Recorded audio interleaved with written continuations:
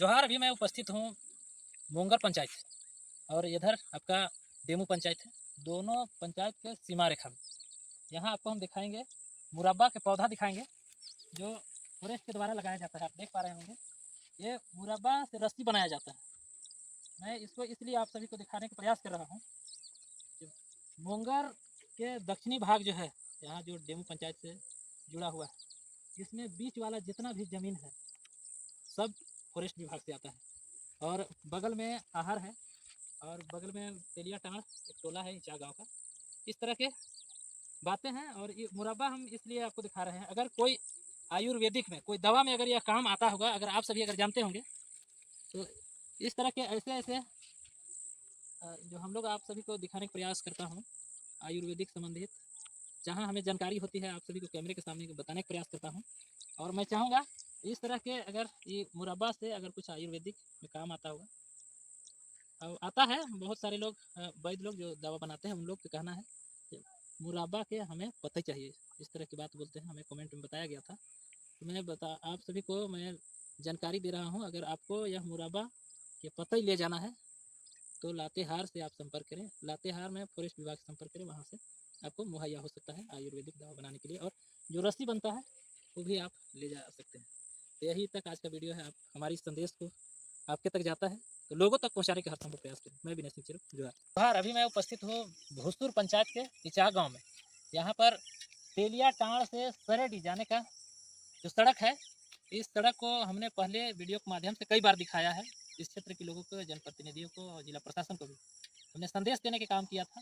जो तेलिया टाँड़ से सरेडी जाने का जो मुख्य सड़क है वो बरसात में पूरा कादो कीचड़, मतलब जो बरसात के समय होता है गाड़ी जब आर पार होगा पूरा कादो कीचड़ हो जाता है। इससे लोग आने जाने में लोगों को बहुत बड़ा परेशानी होती है। इस संदेश को जनप्रतिनिधियों तक पहुँचाने के लिए यहाँ के ग्रामीणों ने हर संभव प्रयास किया, लेकिन आज तक यह सड़क नहीं बन सका।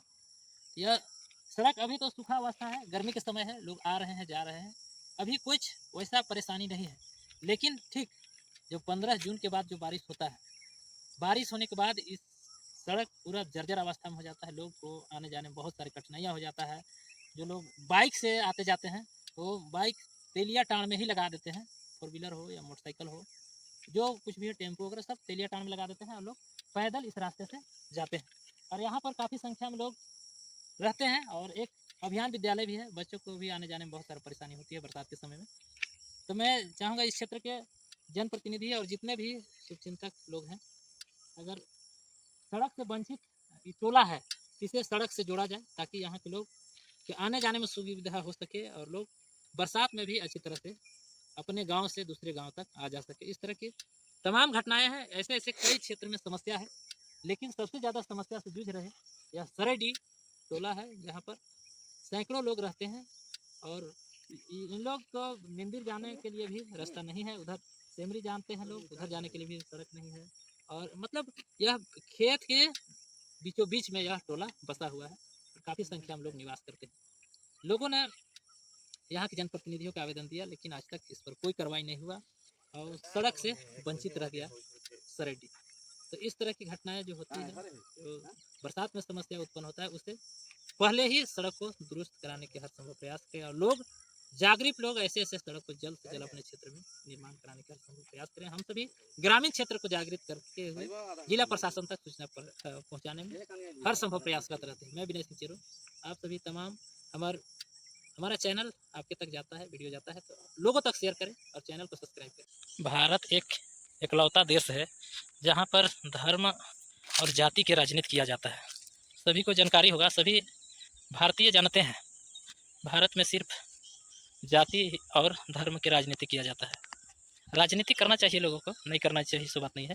सत्ता के लिए राजनीति करना चाहिए, लेकिन अगर सत्ता के लालच में ग्रामीण क्षेत्र के लोगों को बरगला करके आर्थिक स्थिति, आर्थिक तंगी करना, गरीबी को ओर ले जाना, इस तरह के तमाम मुद्दा जो उठ करके आ रहा है, तो कहीं ना कहीं जो समाज के अगुवा हैं और राजनीतिक दल के लोग हैं, उन सभी को ये बहुत बड़ा जिम्मेदारी बनता है ऐसे दबे कुचले लोगों को आगे बढ़ाने के लिए किस रास्ते पर ले जाना है और कहाँ से आय के स्रोत होगा, कहाँ से लोग आगे बढ़ेंगे। इस तरह के ग्रामीण क्षेत्र के लोगों से एक एक व्यक्ति से बात करने की ज़रूरत है। लेकिन यहाँ पर होता क्या है, जो जागरूक लोग हैं उन लोग के एक साथ बैठने नहीं दिया जाता है।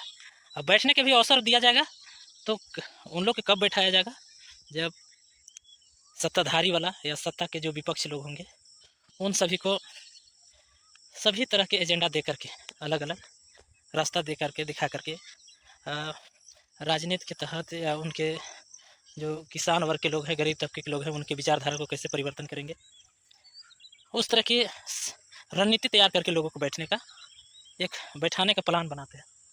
तो वैसा में ग्रामीण क्षेत्र के लोग हमेशा कमज़ोर होते गए, टूटते गए, दबते गए, हमेशा एक दूसरे पर विश्वास करते गए। लेकिन आज वैसे ही परिवार, गरीब तबके के लोग जहाँ हैं वहीं रह गए। जो अमीर वर्ग के लोग हैं वो सब आगे बढ़ते चले गए। अगर इस तरह की घटनाएं इस देश में होती रहे तो लोग राजनीति के शिकार होते रहेंगे। और जो देश के बड़े बड़े नेता लोग जो बात करते हैं हमारा देश तरक्की कर रहा है, विकास कर रहा है, आगे बढ़ रहा है, तो देश आगे बढ़ रहा है तो किसी राजनीति के बदौलत नहीं बढ़ रहा है। यहाँ के शिक्षा व्यवस्था मजबूत किया गया, लोग आगे बढ़ते गए, शिक्षा प्राप्त करते गए, नए नए खोज करते गए, तभी इस देश को नाम रोशन हुआ और देश को एक पहचान बना। ये नहीं हिंदू मुस्लिम युद्ध करके, किसी को ऊंचा नीचा कह करके, भेदभाव करके इस देश को आगे बढ़ाया गया है, वैसा कुछ नहीं है। अभी आप सभी जान रहे होंगे भारत में तेल के लेकर के बहुत बड़ा विडंबना चल रहा है। क्या सच्चाई है?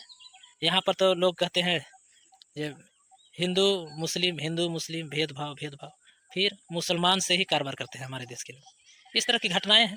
हमारे लोग भी, गरीब तबके के लोग भी नहीं समझ पा रहे हैं जो यह जो विवाद बयान आता है, इस बयानबाजी को कैसे रोका जाए, अपने से लोगों को समझने की ज़रूरत है। अगर इस तरह की विचारधारा में हमारे लोग अगर चलते रहेंगे तो कहीं ना कहीं अपना ही लोग के क्षति होगा, नुकसान होगा। ये मैं आप सभी को इसलिए यह विचार साझा कर रहा हूँ, जो आप जिस उद्देश्य से अपने घर को आगे बढ़ाने के लिए, अपने फैमिली को पालने पोसने के लिए, तब निर्धन से धनी की ओर जाने के लिए जो अपना संघर्ष मेहनत है उसको एक विचारधारा में जो रखते हैं, ठीक उसी प्रकार देश को संवारने के लिए एक आवाज़ बनना होगा। देश को संवारने के लिए, नहीं तो दर दर के भटकते रह जाएंगे, हिंदू मुस्लिम होते रह जाएगा। आज तेल की किल्लत, अनाज की किल्लत क्यों नहीं हो रहा है? देश में धान, गेहूँ, चावल और खाने वाला सामग्री की महंगाई क्यों नहीं हो रहा है? क्योंकि देश के नेता जान रहे हैं जो हमारा देश में किसान लोग बहुत मजबूत है, क्लियर से जान रहे हैं लोग। तो सभी को जानने की ज़रूरत है। पेट्रोल और डीजल के दलाल के चक्कर में ना बजें, अब हिंदू मुस्लिम के चक्कर में ना बजें। देखें पूरे पब्लिक एक हो, प्रधानमंत्री भी झुकेंगे जब पूरा देश के पब्लिक एक मंच पर रहेंगे, तो राज्य के नेता हो या केंद्र के नेता हो, सभी लोग झुकेंगे और जो गरीब तबके के लोग, के किसान की जो मांगे होगा, सभी की मांगे पूरा हो सकता है। अगर हमारी संदेश आप सभी को अच्छा लगे तो कमेंट बॉक्स में बताएं। और बहुत सारी बातें हैं, हम संदेश देने का प्रयास करेंगे। जो अच्छा लगेगा आप मार्गदर्शन कीजिएगा, गलत लगेगा तभी मार्गदर्शन कीजिएगा। जोहार, धन्यवाद।